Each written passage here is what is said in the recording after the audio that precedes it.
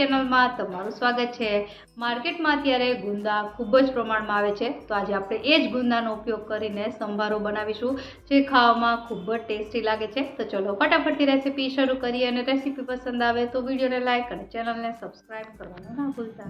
તો મેં અહીં ગુંદાનો સંભારો બનાવવા માટે 250 ગ્રામ જેટલા ગુંદા લીધા છે। આ ગુંદા એકદમ ધોઈ અને સાફ કરીને ત્યારબાદ કોરા કરી લીધા છે। હવે સૌપ્રથમ આ સંભારો બનાવવા માટે આપણે ગુંદાને જે આ ઝોમખા હોય એમાંથી અલગ કરી લેવાના, અને ત્યારબાદ ઉપરથી આ રીતે છરીની મદદથી કાઢી લેવાનું। અને હવે અહીં ગુંદા જો એકદમ સરસ લીલા અને કડક હશે તો તમે હાથેથી દબાવશો તો એ ફૂટશે નહીં। જો ગુંદા ઘણી વખત પાકા હોય તો એ ફૂટી જતા હોય છે, પણ આ ગુંદા એકદમ ફ્રેશ લીલા છે, એટલે હવે આપણે આને ફોડવા માટે દસ્તાની મદદથી ઉપર આ રીતે કરશું એટલે તરત જ ગુંદા છે ફૂટી જતા હોય છે। હવે છરીની મદદથી અંદરથી એનો ઠળિયો છે કાઢી લેવાનો। ગુંદા તમને બધાને ખબર છે એમ કે ખૂબ જ ચીકણા હોય છે, તો સૌપ્રથમ પહેલાં તો આ ઠળિયાનો ભાગ છે એ કાઢી લેશું, અને ત્યારબાદ ગુંદાને મીઠાથી સાફ કરવાના હોય છે। આ રીતે તમે મીઠાથી સાફ કરો એટલે ગુંદા છે બિલકુલ ચીકણા રહેતા નથી। અહીં જ્યારે પણ તમે આ રીતે મીઠાથી સાફ કરશો એટલે ગુંદાની બધી જ ચીકાશ છે જતી રહે છે। તો બધા જ ગુંદા મેં આ રીતે ફોડી લીધા છે, અને ત્યારબાદ હું આ જ રીતે બધા જ ગુંદાને મીઠાથી સાફ કરીને રાખી લઈશ। આ સ્ટેપ જ્યારે પણ તમે અથાણું બનાવો અથવા તો સંભારો બનાવો ત્યારે અચૂકથી કરવું।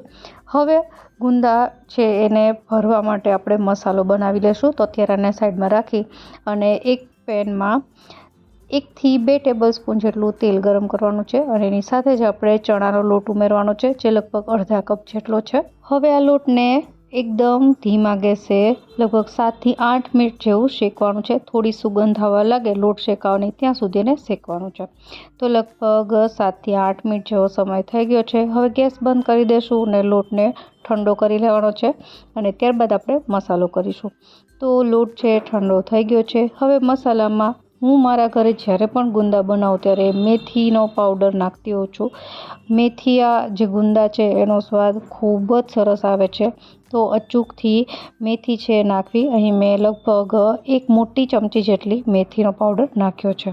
ત્યારબાદ બીજા મસાલામાં 1 ચમચી ધાણાનો પાવડર, અડધી ચમચી જેટલી હળદર, અને કલર સરસ આવે એની માટે અડધી ચમચી જેટલું લાલ કશ્મીરી મરચું, અને હવે અહીં સ્વાદ પ્રમાણે મીઠું ઉમેરીશું। મેં અડધી ચમચી જેટલું ઉમેર્યું છે।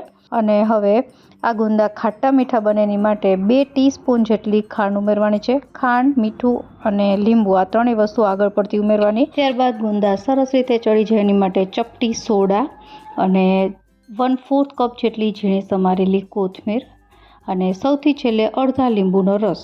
હવે આ બધી વસ્તુને સારી રીતે મિક્સ કરી દેશું તો આપણો આ ગુંદા ભરવાનો મસાલો તૈયાર છે। આ મસાલો છે એને તમે સ્ટોર પણ કરી શકો છો ફ્રીજમાં, 15 દિવસ સુધી કંઈ થતું નથી। અને આ મસાલો છે ગુંદા સાથે ભરેલ મરચાં બનાવવામાં પણ ઉપયોગમાં લેવાય છે। હવે આપણે આ મસાલાથી જે ગુંદા આપણે ફોડીને તૈયાર રાખ્યા છે એને સ્ટફ કરી લેવાના છે। જ્યારે પણ તમે ગુંદા સ્ટફ કરો તો મસાલો સારી રીતે પ્રેસ કરીને ભરવાનો અંદર સુધી। તો આ રીતે મેં પહેલું ગુંદું છે સ્ટફ કરી લીધું છે। આ રીતે આપણે બધા જ ગુંદા સ્ટફ કરીને તૈયાર કરી લઈશું। હવે આ ગુંદામાંથી આજે આપણે સંભારો બનાવીએ છીએ, તો આ ગુંદાને પહેલાં તો સ્ટીમ કરવાના છે। તો મેં અહીં ઓલરેડી પાણી ગરમ કરવા માટે રાખી દીધું છે, અને ઉપરથી આ રીતે કાણાવાળી ચાળણી મૂકી એટલે જે ગુંદા આપણે તૈયાર કર્યા છે એ આમાં રાખી દઈશું, અને ઉપરથી ઢાંકણ ઢાંકી અને એને 15 મિનિટ માટે સ્ટીમ કરવાના છે હાઈ ગેસની ફ્લેમ પર। અને જો આ ગુંદામાંથી તમારે શાક બનાવવું હોય તો તમે આ ગુંદાને ડાયરેક્ટ વઘારીને પણ બનાવી શકો છો, પણ સંભારો હંમેશા ડ્રાય હોય છે એટલા માટે આપણે ગુંદાને સૌથી પહેલાં સ્ટીમ કરીશું, અને સ્ટીમ થઈ જાય ત્યારબાદ છરીની મદદથી ચેક કરવાના। છરી આસાનીથી આ રીતે થઈ જાય તો ગુંદા સરસ રીતે સ્ટીમ થઈ ગયા કહેવાય। હવે આપણે આ ગેસ બંધ કરીને લગભગ 5 મિનિટ માટે એને એમનેમ રહેવા દેશું, અને ત્યારબાદ આનો વઘાર કરીએ। તો વઘાર કરવા માટે અહીં મેં એક પેનમાં 1 ટેબલસ્પૂન જેટલું તેલ લીધું છે।